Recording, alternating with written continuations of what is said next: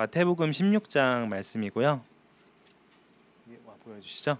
오늘 원래 본문은 마태복음 16장 18절에서 19절 말씀인데 그래도 맥락이 좀 있기 때문에 13절부터 23절까지 읽도록 하겠습니다. 마태복음 16장 13절에서 23절 말씀.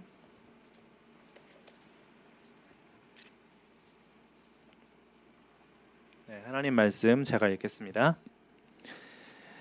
예수께서 빌립보 가이사랴 지방에 이르러 제자들에게 물어 이르시되 사람들이 인자를 누구라 하느냐?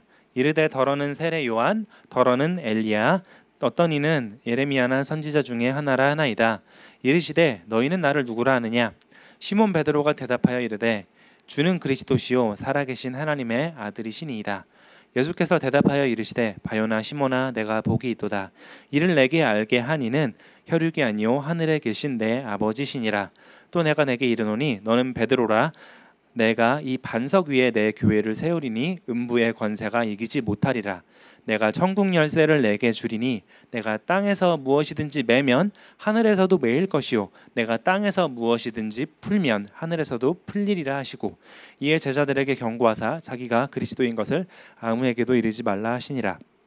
이때로부터 예수 그리스도께서 자기가 예루살렘에 올라가 장로들과 대제사장들과 서기관들에게 많은 고난을 받고 죽임을 당하고 제3일에 살아나야 할 것을 제자들에게 비로소 나타내시니 베드로가 예수를 붙들고 항변하여 이르되 주여 그리 마옵소서 이 일이 결코 주께 미치지 아니하리이다. 예수께서 돌이키시며 베드로에게 이르시되 사탄아 내 뒤로 물러가라. 너는 나를 넘어지게 하는 자로다. 내가 하나님의 일을 생각하지 아니하고 도리어 사람의 일을 생각하는도다 하시고. 아멘. 네. 얼마 전에 이제 이정규 목사님한테 저랑 되게 친한 분을 잠깐 소개할 수 있는 시간이 있었어요. 그분이 이제 제 설교를 되게 많이 들으셨던 분 중에 하나거든요. 근데 이제 그분이 이제 저희 예배도 오셔서 이정규 목사님 설교도 듣고서 이제 잠깐 만나서 얘기를 하는데 뭐라고 이제 말씀하셨냐면 이렇게 말씀하셨어요. 이정규 목사님이 이재국 목사님보다 제가 껐군요. 딱 손을 내려는데 꺼졌어요. 네, 좋은 기기네. 이정규 목사님이 이재국 목사님보다 말씀을 잘하신다는 걸 알고 있었는데 막상 들어보니까 차원이 다르다. 라고 하시더라고요. 그래서 제가 그 옆에 그 자리에 같이 있었는데 그래서 근데 사실 별로 타격감이 없었어요. 왜냐하면 저도 알고 있었기 때문에 거기에 대해서 굳이 그냥 그렇죠 약간 그렇게 반응을 했습니다. 근데 이제 그리고 나서 그분이랑 같이 밥을 먹었어요. 밥을 먹는데 한 번 더 말씀하시는 거예요. 그래서 이정규 목사님의 말씀을 잘하시는 거 알고 있었는데 이재국 목사님보다 차원이 다르다. 이제 그렇게 말씀하시고 두 번째 들으니까 타격감이 좀 있더라고요. 그래서 처음 들었을 때는 당연하지라고 생각했는데 두 번째 들으니까 내가 그렇게 그랬나? 라는 생각을 좀 했습니다. 되게 재밌는 에피소드라서 그냥 얘기를 했고요. 사실 이 얘기를 한 이유가 오늘 말씀이랑도 좀 연관이 있어요. 그래서 이 일화를 좀 기억을 하면서 들으시면은 좋을 것 같습니다. 오늘 말씀이 이제 마태복음 16장 18절에서 19절 말씀이 이제 주 본문인데요. 이 말씀은 교회 역사 속에서 수없이 논쟁이 된 되게 이제 뜨거운 이슈입니다. 그리고 혹시 몰라서 말씀드리는 건데 그분이랑 저 되게 친해요. 그 말씀하셨다고 제가 상처를 받지 않았어요. 이 노트도 그분이 주신 거라서. 네. 어쨌든 이 말씀은 교회 역사 속에서 수없이 논쟁이 된 되게 뜨거운 이슈였어요. 거의 2000년 가깝게. 특히 이제 교회론 그리고 교회 정치에 있어서 핵심적인 그런 구절이기도 했습니다. 교회 정치라 그러면 우리가 정치하면은 되게 좀 안 좋은 인식들이 많이 있잖아요. 그죠? 정치가 하면 좀 그렇잖아요. 근데 교회 정치는 교회를 이제 어떻게 운영할지를 주로 다루는 그런 분야예요. 그래서 교회의 역할을 감당하게 하기 위해서 우리가 교회를 어떤 구조로 어떤 방식으로 교회를 꾸려갈지를 다루는 분야 그리고 그런 실천을 이제 교회 정치라고 하는 거죠. 거기에 대해서 되게 핵심적인 구절이고 논쟁이 많이 되었던 구절인데 자 이거를 한번 해보자라고 생각을 했습니다. 그리고 후회했어요. 준비하면 할수록 후회하면서 며칠 전까지만 해도 제가 본문을 바꿔야 되나 되게 고민을 많이 했고요. 악몽까지 꿨습니다. 설교를 하는데 여기서 설교를 하는데 내용을 잊어버린 거예요. 그래서 굉장히 이제 그럴 정도로 좀 고민을 많이 하게 된 본문이긴 하지만 그래도 되게 중요한 본문이기 때문에 그래서 말씀을 전하기로 결심을 했습니다. 왜 뜨거운 이슈였냐면 지상에서 우리가 교회를 운영할 때 궁극적으로 하나님이 예수님이 주신 그 교회의 권세가 누구한테 주어졌는지를 다룰 때 꼭 언급되는 구절 중에 하나이기 때문이에요. 그래서 예를 들어서 이런 게 있었어요. 15세기, 그러니까 지금부터 한 600년, 600년 정도 전에 이제 그때는 교회가 이제 카톨릭으로 이제 하나의 교회였는데 그 교회가 2개에서 3개로 쪼개졌을 때가 있었어요. 그러니까 이제 그때는 이제 교황이 있었으니까 교황이 처음에는 이제 교회가 둘로 쪼개지면서 둘이 됐다가 나중에는 교황이 이제 셋이 됩니다. 그러면서 그 셋이 서로가 진짜 교황이라고 이제 주장을 하는 거예요.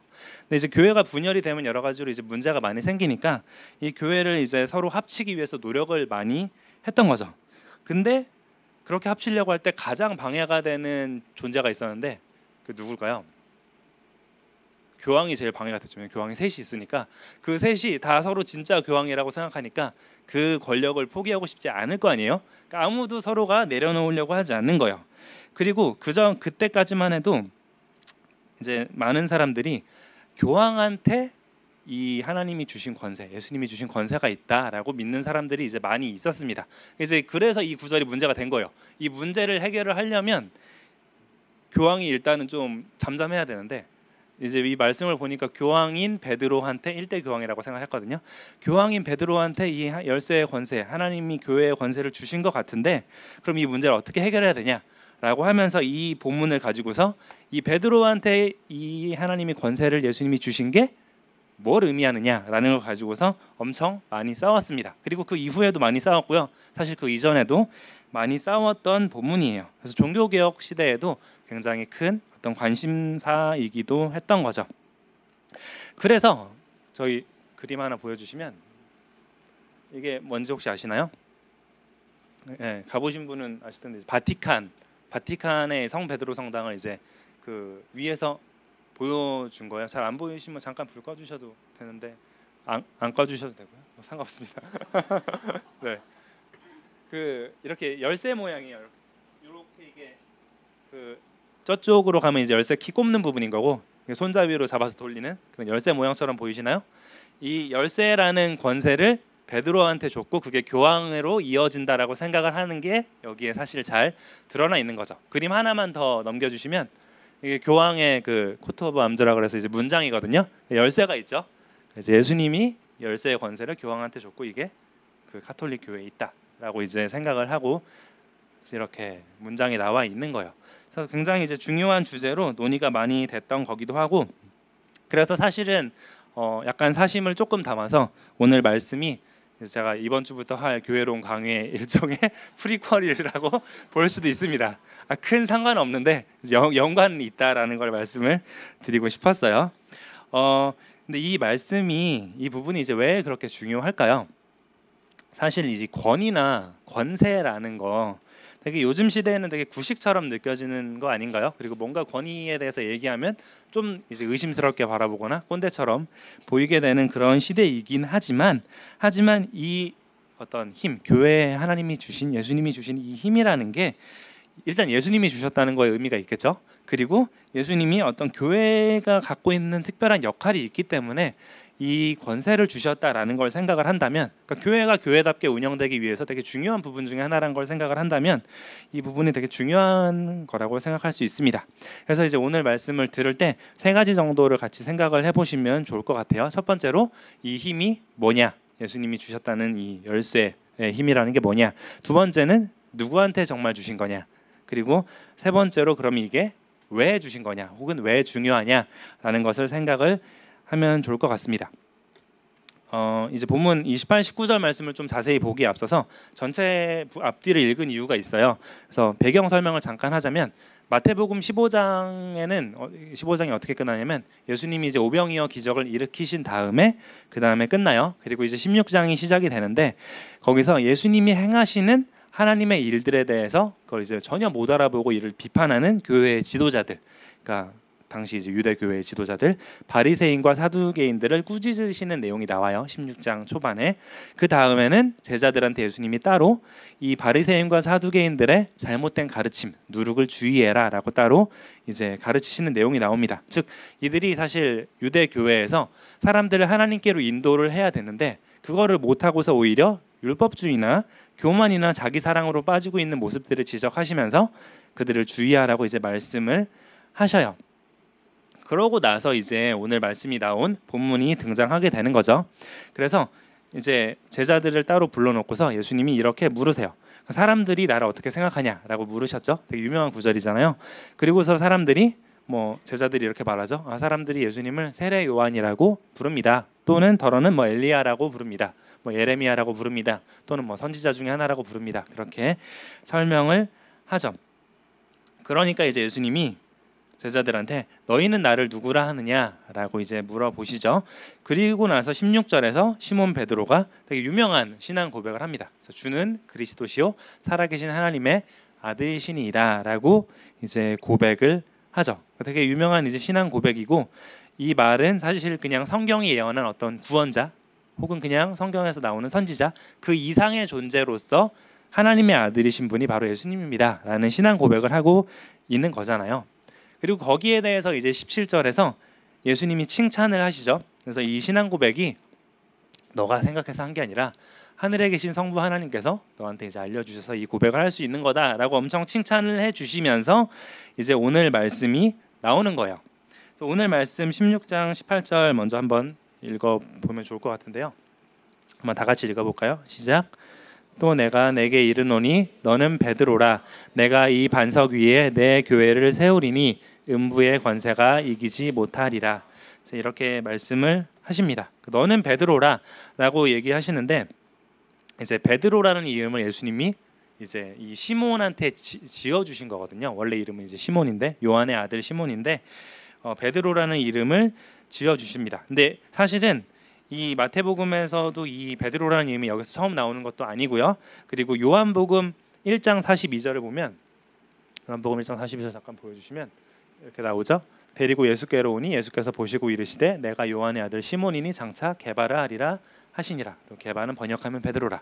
이게 베드로를 처음 데리고 예수님한테 갔을 때의 장면을 이제 보여주는 거예요. 요한복음에서. 그러니까 처음부터 예수님이 베드로 시몬을 보자마자 너가 이제 나 장차 베드로라고 불릴 거야 라고 이름을 지어주시는 게 나오죠. 그러니까 지금 이 신앙 고백을 했을 때 처음 네가 이 신앙 고백했으니까 베드로라고 이제 부를게 라고 하신 거는 아니라는 거예요. 그러니까 이미 이제 이름이 언급이 됐다는 거고 원래 이제 이름 아람어로는 게바라고 합니다. 그러니까 헬라어로는 이제 페트로스라서 돌이라는 뜻인 반석이라는 뜻인데 이제 아람어로도 게바에서 같은 뜻이에요.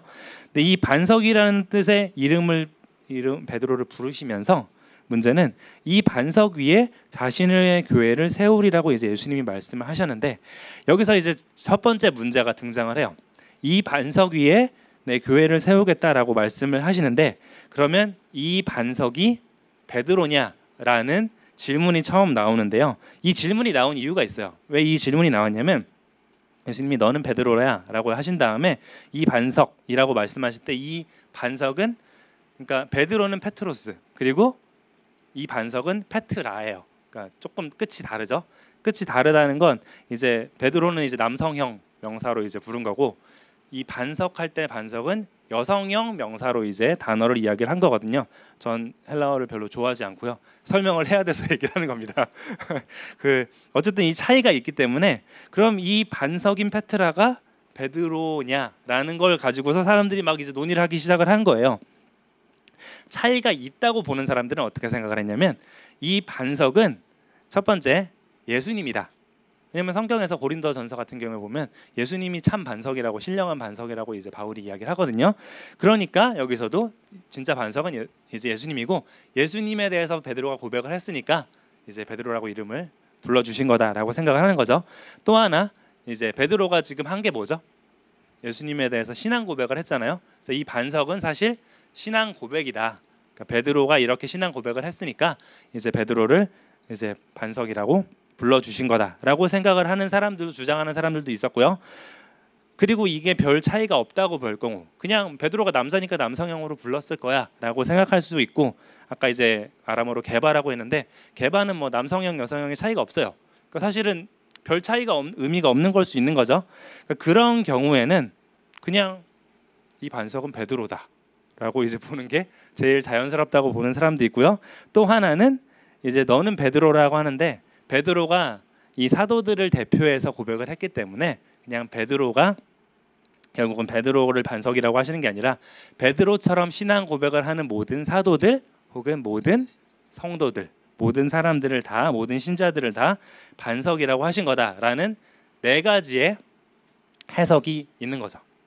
되게 좀 그렇죠. 뭐 굳이 뭐 그렇게까지 이제 해야 되냐? 근데 이게 되게 중요했던 이유가 이 베드로만이 반석이면 그러면 교황한테 힘을 주신 거라고 생각을 하게 되는 거거든요. 베드로의 사도성을 이어받는 사람만 이 반석으로서 힘을 받은 거다라고 생각을 한 거기 때문에 이 반석이 진짜 누구냐라는 걸 가지고 싸울 수밖에 없었던 거예요. 왜냐하면 교회의 실제 권세가 누구한테 가는지에 대해서 되게 중요한 문제로서 얘기를 한 거기 때문에, 그래서 이 차이를 꼭 둬야 되는지 안 둬야 되는지에 대해서도 꼭 둬야 될 결정적인 이유도 없고요. 꼭 두지 않아야 될 결정적인 이유도 없어요. 그래서 교회사에서 보면은 굉장히 해석도 다양했습니다. 지금 방금 말했던 네 가지 해석들을 되게 교회사에서 유명한 사람들이 다 주장을 했어요.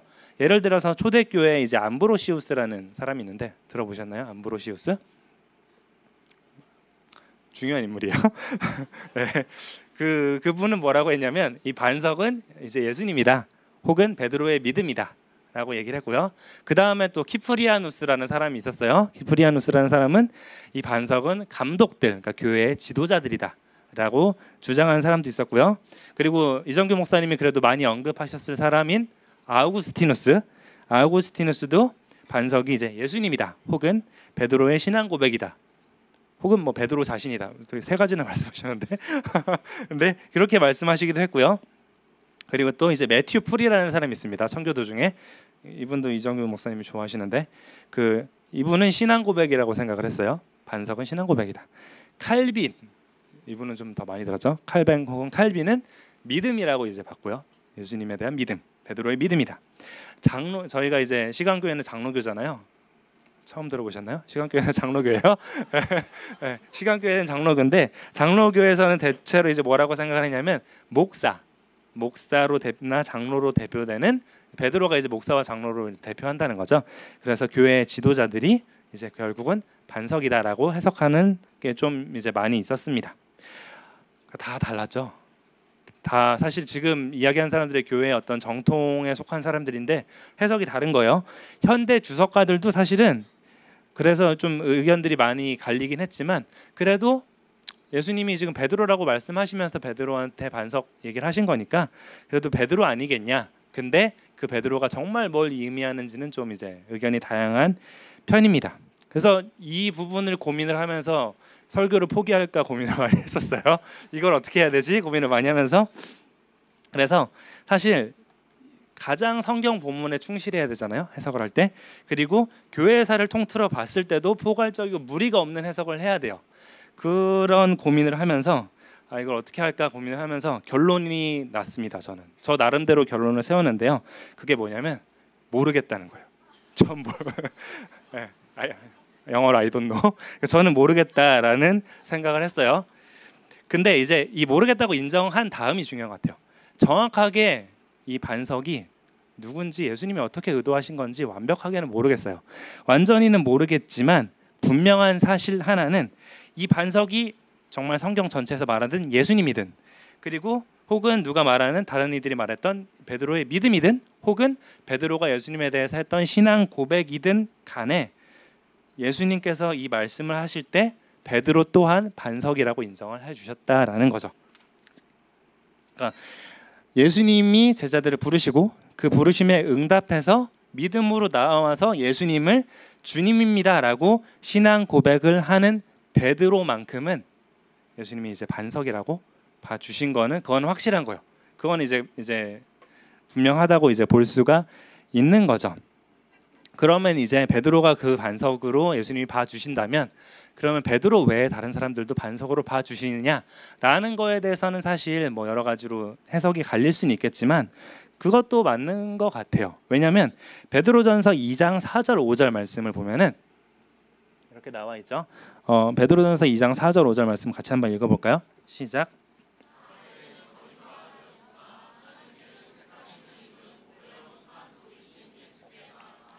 너희도 산돌같이 신령한 집으로 세워지고 예수 그리스도로 말미암아 하나님이 기쁘시게 받으실 신령한 제사를 드릴 거룩한 제사장이 될지니라. 아멘.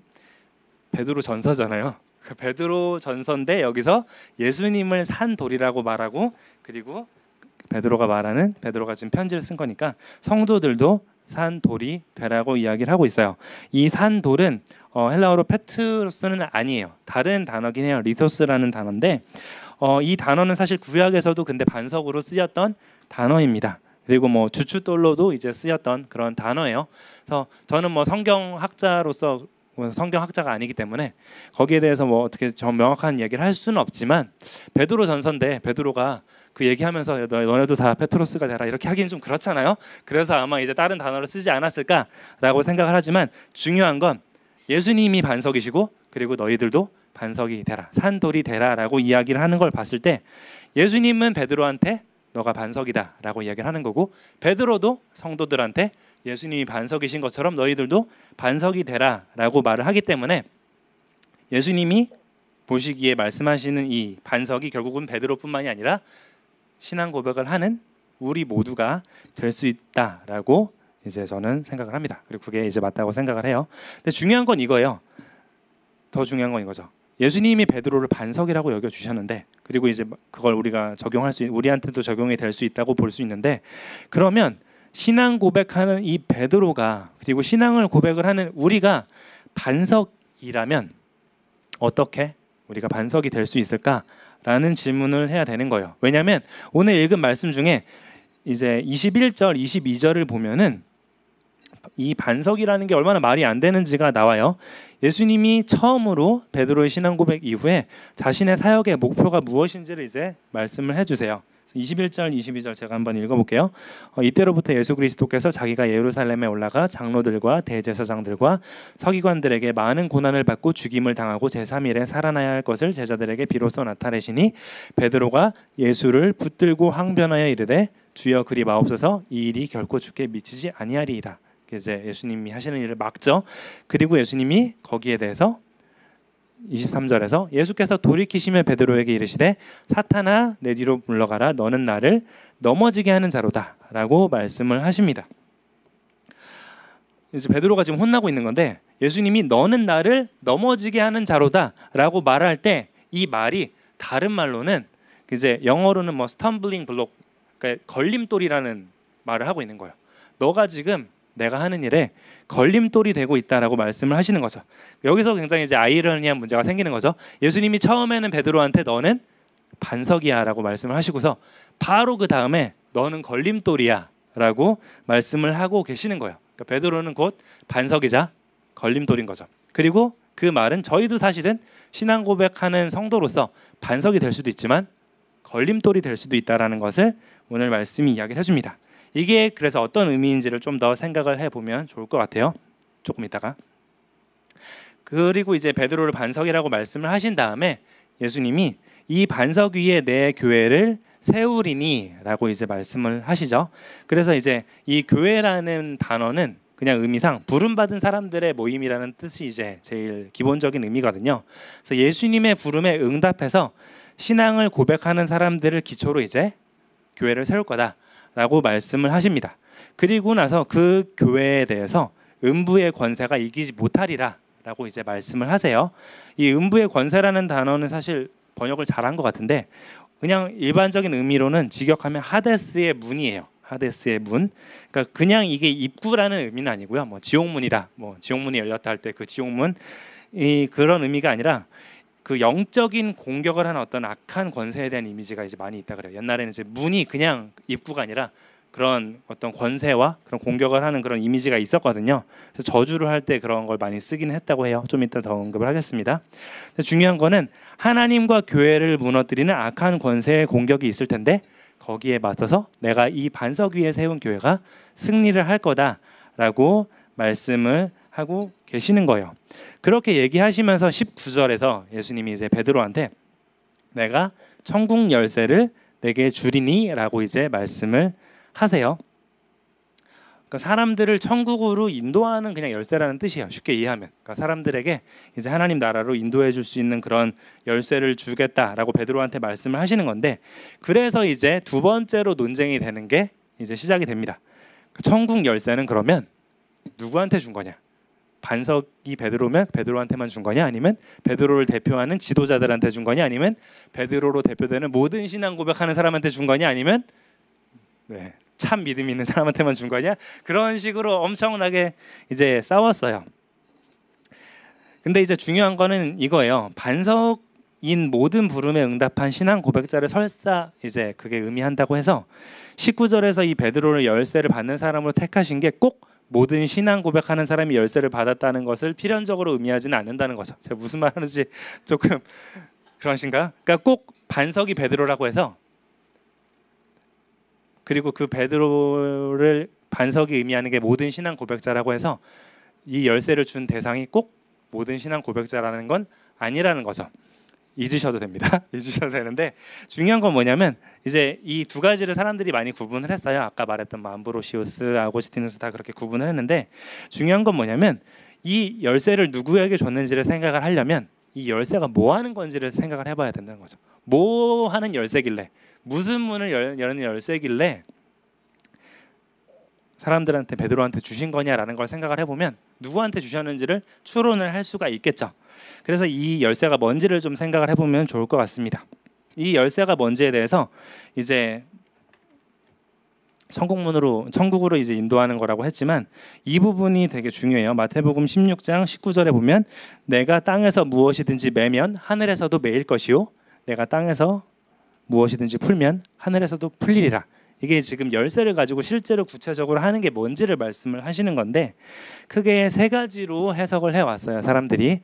첫 번째는 이걸 이제 랍비, 당시 이제 예수님이 사시던 시대는 유대교가 있던 시대니까 랍비 문헌과 연관해서 이제 해석을 했어요. 그래서 랍비들의 전통에 따르면 이 맨다라는 것 그리고 푼다라는 용어는 뭐 어떤 것을 금지하거나 허용하는 표현으로 쓰였다고 합니다. 그러니까 뭔가를 맸다, 그럼 이건 금지, 뭔가를 풀었다, 허용했다는 거죠. 직관적이죠.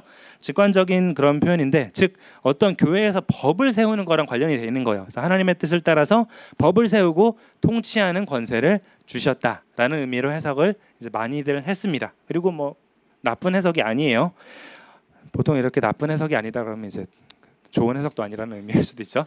근데 중요한 거는 이 해석에 대해서 이제 비판하는 사람들은 그러면 이 교회법을 세우는 권세가 음부의 권세를 이긴다라는 거랑 무슨 상관이냐, 그 연결이 잘 안 된다라고 생각하는 사람들이 많아서 그래서 이렇게 비판을 하긴 했고요. 두 번째 해석은 뭐냐면 치리, 권징이라는 게 있어요. 그러니까 교회에서 이제 징계를 하는 것을 말을 하는 건데요. 그것과 연관해서 해석하는 사람들이 있었어요. 매는 거는 벌을 주는 거예요. 즉 이 사람을 맨다라는 건 출교를 의미하거든요. 그러니까 이제 이 사람이 이제 성찬을 참여 못하거나 교회 교제에 더 이상 참여하지 못하게 만드는 그 출교를 이제 맨다라고 표현을 하고, 푸는 건 그러면 그 징계를 해제하는 것을 이야기를 하는 거죠. 그래서 해제하고 죄사면을 선포하는 것, 이렇게 이해하는 사람들도 이제 많이 있었습니다. 특히 이제 장로교에서 그렇게 많이 생각을 했어요. 세 번째 해석은 뭐냐면, 이 세 번째 해석이 제일 재밌는 해석인데요. 악한 세력에 맞서는 영적인 권세를 주셨다라고 이제 해석하는 사람들이 이제 있습니다. 최근에 이제 뭐 김선용이라는 이제 한국 박사님이 계신데 그분도 이제 그런 논문을 쓰셨는데, 당시에 이제 사람들이 받아들이는 이제 통용되는 그런 이제 언어 표현이 있잖아요. 이정규 목사님도 뭐 예를 들어서 그 지난주에 비슷한 말씀하셨는데, 그 귀신 들린 사람에 대해서 예수님이 나가라고 했을 때 그 귀신 들린 사람이 예수님에 대해서 하는 말이 뭐라 그랬죠? 축귀에 관련된 그 표현을 귀신 들린 사람이 지금 하고 있었다라고 이제 얘기를 하잖아요. 그거랑 되게 비슷한 거예요. 무슨 말이냐면 이 예수님이 하신 표현이 당시에 사람들이 인식하던 마술이나 주술과 관련된 표현이라는 거죠. 매는 것과 푸는 것이. 그래서 매는 거는 일종의 저주로서 대상을 신적인 권세의 심판을 받도록 속박을 하는 거예요. 그리고 푸는 거는 그럼 뭘까요? 그 속박의 저주를 깨뜨리는 것을 말하는 거죠. 그리고 보통 이런 저주를 깨뜨리는 푸는 거는 더 큰 영적인 권세를 필요로 한다고 이제 해서 이제 사람들이 받아들였습니다. 그러니까 매는 것보다 푸는 게 더 어렵다는 거죠. 보통 그렇지 않나요? 근데 그래서 이 열쇠, 음부의 문, 이기지 못한다, 매고 푼다라는 용어가 다 당시에 있었던 그 주술 문화랑 관련된 표현이고, 사람들은 그래서 이 말씀을 들었을 때 되게 자연스럽게 이 관련 내용을 상기했을 거라고 하는 거죠. 그리고 이런 영역적 권세를 주신다고 말씀하시면서 예수님이 그 다음에 말씀하시는 게 죽었다가 부활하신다고 말씀하시잖아요. 그래서 이거를 보통 이게 그 저주 중에 제일 센 게 이제 죽으면서 저주하는 거잖아요. 그래서 이제 그렇게 생각하면서 이게 예수님이 주신 권세가 죽음으로 맹세한 그것 때문에 엄청 강한 권세다라고 해석하는 사람도 있었습니다. 근데 사실 너무 이렇게 주술적으로 해석할 필요는 없다고 생각을 하고요. 중요한 건 뭐냐면 이 비슷한 개념으로 여러 이제 신앙의 선배들이 비슷하게 생각을 했어요. 뭐 크리스토스톰이라는 사람이나 뭐 칼빈 같은 사람은 예수님이 이렇게 영적인 권세를 주셨다고 생각을 하면서 이렇게 말했어요. 세상의 영원한 죽음이라는 죽음의 정죄라는 저주에서 풀어주는 권세를 예수님이 주신 거다라고 가르쳤습니다. 즉 세상의 정욕과 그 비참한 형벌이라는 저주에 묶여서 헤어나오지 못하는 그 속박된 사람의 그 속박, 그것을 깰 수 있는 권세를 주신다는 거죠. 그리고 그게 푸는 것이 의미하는 거라고 이제 본 거예요. 묶는 것은 결국 그러면 그렇게 풀었던 사람이 예수님 안에서 어떤 복음을 통해서 자유를 누리게 했는데 다시 막 방종을 하는 거예요. 그때 그가 다시 형벌 아래 있는 것을 선언하기 위해서 말하는 게 이제 묶는 거다라고 이제 해석을 합니다. 그 말은 사실 아까 두 번째 말했던 출교 7위 권징이랑 이어지는 내용이죠. 그리고 사실은 이 부분이 가장 이제 일리가 있는 표현이 아닌가라고 생각을 해요. 즉 예수님이 세우신 교회에서 천국 열쇠를 받은 사람들이 해야 되는 일이 뭐냐라고 할 때 결국은 이 악한 세상에 묶여 있는 사람, 뭔가에 속박되어 있는 그 사람들을 복음을 전하는 것을 통해서 해방시키고 하나님 안에 참 자유를 누리게 하는 것, 그게 예수님이 주시는 푸는 권세라는 거죠. 그리고 교회의 질서를 어지럽히거나 다시 악하게 사는 사람들을 훈계하기 위해서, 그들을 권면하고 그들에게 그렇게 살면 안 된다라고 말하기 위해서 교회에 주신 권세가 바로 그 묶는 것, 권징의 권세라고 이제 해석을 하는 거죠. 그리고 사실 이 묶는 것도 사실은 푸는 것을 위한 거기는 해요. 그래서 교회에서 많은 신앙의 선배들이, 칼빈 같은 사람들이 어떻게 가르쳤냐면 교회에서 설사 출교를 하는 것도 뭐 성경에도 나오지만 이 사람의 영혼을 구원하기 위해서 하는 거다라고 가르쳤습니다. 그런 의미에서 이렇게 정리할 수가 있는 거죠. 예수님이 교회에 베드로에게 열쇠를 주셨다고 할 때 이 힘이 뭐냐? 이 힘은 교회를 세우는 데 필요한 힘이긴 하지만 즉 곧 사람들을 묶임에서 해방하고 하나님의 자녀가 되도록 하시는 힘이다. 그걸 위해서 주신 힘이다. 그런 의미에서 이제 이게 누구에게 주어졌는지도 해석할 수가 있는 거죠. 한편으로는 온 교회의 신앙 고백자들이 모두 받았다고 볼 수 있고요. 다른 한편으로는 목회를 하는 사역자들 그리고 장로들이 받았다고 볼 수 있는 거예요. 왜냐하면 복음을 전파하면서 사람들을 자유롭게 하는 역할은 정도의 차이는 있지만 누구든지 하는 거 아닌가요? 그죠? 이렇게 공예배에서 팀 켈러의 설교라는 책에서도 사실 나오는 거긴 하지만 공예배에서 이렇게 복음을 전하고 말씀을 선언하는 것을 통해서 사람들을 자유롭게 하는, 주님 안에서의 자유를 느끼게 하는 그런 사역도, 말씀 사역도 할 수 있지만 개별적으로 그룹에서 성경 공부를 하면서 그런 걸 경험할 수도 있는 거고, 개인적으로 여러분이 누군가를 만났을 때 자연스럽게 복음을 전하면서도 그런 일들을 할 수가 있는 거죠. 그런 면에서 이런 푸는 권세는 누구에게든 줬다. 예수님 안에 있는 누구에게든 줬다라고 볼 수 있는 거고, 다만 교회에서 뭔가 잘못된 길을 가고 있는 사람들에게 권면하고 하는 그런 권세는 사역자들을 통해서, 그리고 그 사역자들이 하는 뭐 장로교에서는 회의, 노회라고 하는데요. 그런 회의체를 통해서 할 수 있도록 주셨다라고 보는 게 제일 이제 합당한 해석이라고 생각을 합니다. 근데 왜 중요한지를 생각을 해야 되는데, 왜 중요하냐면 이게 이 땅에서 해야 될 교회의 역할이기 때문이에요. 교회에서 해야 될 일이 굉장히 많이 있지만 하나님이 베드로를 부르시고 교회를 세우시면서 하셨던, 예수님이 하셨던 첫 번째 말씀이자 그 교회의 역할이란 진정한 해방으로 사람들을 이끄는 것, 그게 바로 교회의 역할이라는 거죠. 이게 교회가 목표해야 되고 우리 또한 교회에서 누리도록 목표로 해야 된다라는 것을 말씀이 보여주는 거예요. 하나님 안에서 참된 자유를 누리도록 우리의 속박을 벗어나는 것. 근데 문제가 있어요. 이렇게 이야기를 했지만 아까 제가 해설을 제대로 하지 않고 넘어간 부분이 있었죠. 그게 뭐죠?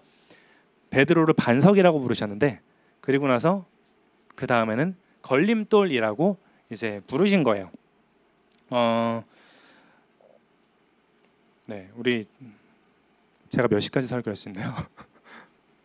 아직 괜찮나요? 네, 그 우리 주일학교 친구들 그 아까 찬양하면서 뭔가 이 말씀이 너무 어려울 것 같아서 어떻게 하면 잘 설명을 해줄 수 있을까 고민을 했는데 이런 거예요. 풍선이 있어요. 풍선이 있는데 풍선에 바람을 불고서 이거를 집을 세우는 돌로 쓰겠다고 말씀을 하신 거예요. 풍선을 맨 밑에 놓고 그 위에다가 집을 지으면 어떻게 될까요? 터지죠. 그죠?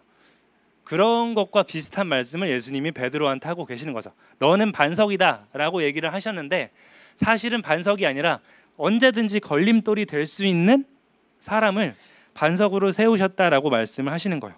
반석으로 말씀을 하시지만 베드로는 오히려 그 반석이 돼야 될, 세워야 할 복음을 반대하는 사람으로 살아가 그런 행동을 하는 거고, 예수님이 그래서 사탄아 내 뒤로 물러가라 라고 말씀을 하시는 거죠. 그런 의미에서 19절까지 생각을 해보면 이 열쇠의 힘을 받았다는 베드로는 다른 사람들을 풀어줘야 될 힘을 받았지만 정작 자기 자신이 속박에서 풀려나야 될 그런 대상이었습니다. 다른 사람을 속박에서 풀려고 힘을 받았는데 본인이 풀려나야 됐다라는 거죠. 사실은 먼저. 그리고 자기가 자기 자신을 풀 수도 없고요. 그래서 사실은 우리가 이런 말을 이제 교회에서 많이 가르쳤어요. 교회론에서 되게 중요한 부분이고 이번 주 화요일에 강의를 할 부분이긴 한데, 근데 사역자의 사역, 목회자의 사역이나 성례의 효력은 그 사역자의 거룩함에 달려 있는 게 아니라 그것을 거기에 함께 하시는 삼위일체 하나님께 달려 있는 거다라고 이제 많이 가르쳤습니다. 그러니까 정말로 우리가 어떤 말씀을 전하고 성례를 하고 사역을 할 때 진정한 효력을 주시는 분은 바로 하나님이다라는 것을 우리가 믿고 고백하고 가르친다라는 거죠. 그래서 제가 거기서 좀 위안을 얻어요. 제가 비록 차원이 다른 그런 말씀을 이정현 목사님이 하신다 할지라도 그래도 내가 좀 말을 좀 잘 못해도 효력은 하나님이 주실 테니까라고 이제 생각을 할 수가 있는 거죠. 중요한 거는, 그리고 이 말씀도 사실은 여기 있어요. 19절에서 제가 해설하지 않았던 말씀 중에 이거 있어요. 하늘에서도 매일 것이요 그리고 하늘에서도 풀리리라 라는 말씀이 하나가 있는데, 그 말씀은 뭐냐면 사실 원래 원어 문법으로는 미래 완료로 쓰였다고 해요. 사실 미래 완료가 어떻게 쓰였고 그런 건 중요하지 않고, 그 의미는 뭐냐면 이 열쇠의 힘을 받은 사람들의 행동에 따라서 하나님의 일이 이루어진다는 뜻이 아니라, 사실은 하나님께 힘을 받은 사람들이 다른 사람을 복음 안에서 자유롭게 하고 하나님의 사역을 하지만 그게 그 사람들이 잘해서 이루어지는 게 아니라 하나님이 이미 정하신 게 이루어지고 있다라는 것을 말씀하신다는 거죠. 즉 하나님이 인도하시고 그리고 이끄시는 것에 따라서 하나님의 일의 성취가 되는 거고, 그 일을 성취하는 도구로서 사역자들이 일을 한다라는 것을 의미를 한다는 것입니다. 즉 나는 부족하더라도 정말 사역을 통해서 속박을 풀어주시는 분은 예수 그리스도시다라는 것을 말씀이 가르쳐 준다는 거예요. 그래서 우리는 이제 왜 베드로가, 그리고 왜 우리가 반석이 될 수 있느냐라는 것을 생각할 수 있습니다. 예수님께서 그렇게 해주시기 때문이에요. 누가복음 22장 31절에서 32절 말씀을 보면 한번 같이 읽어볼까요? 시작. 시몬아 시몬아 보라 사탄이 너희를 밀가 부르듯 하려고 요구하였으나 그러나 내가 너를 위하여 내 믿음이 떨어지지 않기를 기도하였노니 너는 돌이킨 후에 내 형제를 굳게 하라. 예수님은 사실 베드로가 부인할 거라는 걸 이미 알고 계셨죠. 그리고 그래서 그를 위해서 기도해 주실 거라고 말씀하시고 그가 또한 돌이킬 거라고도 말씀을 해 주십니다. 그러니까 예수님은 이미 다 아시는 상태에서 베드로를 반석으로 세우셨고 그가 설사 풍선같이 터질 것 같은 그런 위험해 보이는 존재라고 할지라도 언제든지 걸림돌이 될 수 있을 만큼 그런 연약한 존재라고 할지라도 예수님께서 그를 반석으로 세워주실 거라고 말씀을 하시는 거죠. 그리고 오늘 말씀에서 예수님이 십자가에서 돌아가시고 부활하실 거라고 이야기를 하셨던 것처럼 그리고 되게 재미있게도 지난주에 이정규 목사님이 설교할 때 귀신 들린 사람이 묶인 거에서 풀려나기 위해서 예수님이 묶이셨다라고 이제 표현을 하셨잖아요. 일종의 되게 오마주라고 생각을 했는데 예수님은 우리를 풀기 위해서 스스로 묶이시는 분이라는 것을 오늘 말씀도 사실은 보여주는 거죠.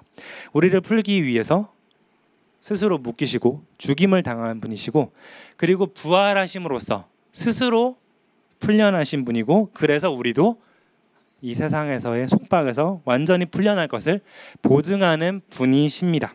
그래서 신앙 고백을 하고 예수님께 나아오는 우리를 반석이라고 말씀을 하시고 반석이 되게 해주시고 그리고 우리를 사용해서 정작 속박에서 풀려나야 될 대상인 우리들을 부르셔서 나뿐만 아니라 다른 사람들도 속박에서 풀려날 수 있도록 그런 임무를 주시는 분이 예수 그리스도시라는 것을 오늘 말씀이 보여주는 거죠. 그래서 오늘 말씀은 우리를 우리를 풀어주시려고 부르시고 그리고 그런 우리를 통해서 교회를 세우시는 예수 그리스도에 대해서 이야기를 하고 있습니다. 여러분은 어떤 것에 속박이 되어 계시나요? 우리가 속박되어 있는 그런 종류들은 되게 다양한 것들이 있겠죠. 어떤 당장 내가 이루고 싶은 어떤 욕심들일 수도 있겠고 결코 놓치지 못하는 어떤 것들이 있을 수 있겠죠. 예수님을 주로 고백을 하지만 마음 깊은 곳에는 자기 사랑, 명예, 영달에 여전히 사로잡혀 있었던 베드로처럼 교회에 와 있는 우리들은 여전히 어떤 무언가로부터 세상에 유혹하는 어떤 것으로부터 풀려나야 될 대상입니다. 그리고 이를 위해서 예수님은 이 땅에 오시고 묶이셨고 그리고 그런 우리에게 열쇠의 힘을 주시고 교회의 성도들이 서로가 하나님 안에서 참 자유를 누리게 해방하도록 부르셨습니다. 그리고 그것을 우리가 누려야 되는 게 바로 교회라는 것을 이야기를 해주는 거죠. 그래서 우리가 나 스스로가 정말 무엇에 묶여 있는지 그리고 우리 주변에 있는 나의 형제 자매와 이웃들이 교회에 있다 할지라도 무엇에 묶여 있는지 서로 돌아봐야 된다라는 것을 오늘 말씀이 보여주는 거죠. 그리고 그 사람들을 풀어주는 일을 하도록 부르셨을 때 궁극적으로 그 일을 하는 분은 참 반석으로서 우리를 반석으로 세우시고 해방시키시는 예수 그리스도라는 사실을 이 말씀은 이야기를 해줍니다. 그래서 우리 이 시간에 같이 함께 기도를 하면 좋겠는데요. 우리 기도할 때 정말 우리의 자유를 위해서 기도를 하면 좋겠어요. 내가 이 한 주에 살아가면서 어떤 것에 묶여 있었는지를 돌아볼 수 있으면 좋겠고요. 그것으로부터 정말 자유를 누릴 수 있게 해달라고 기도하면 좋겠습니다. 그리고 내 주변에 있는 이들이 어떤 것에 묶여 있는지 돌아보면서 그 안에서 그들도 자유를 누릴 수 있게 해달라고 기도하고 그 일에 내가 혹시 쓰임받을 수 있다면 주님께서 인도해 달라고 기도하면 좋겠고요. 무엇보다 그런 자유를 누리게 해주시는 예수 그리스도를 붙들고 그분께 더 나아갈 수 있게 해달라고 우리 이 시간 함께 기도하겠습니다.